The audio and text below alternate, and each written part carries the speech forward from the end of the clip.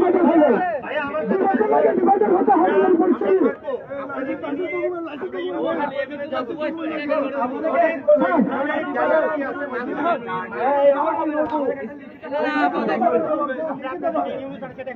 কথা বলতে হবে না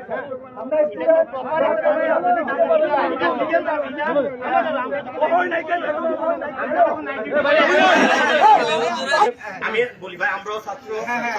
এতগুলো গাড়ি আটকে আছে সবাই কষ্ট স্যার আসসালামু আলাইকুম আপনারা চিন্তা করবেন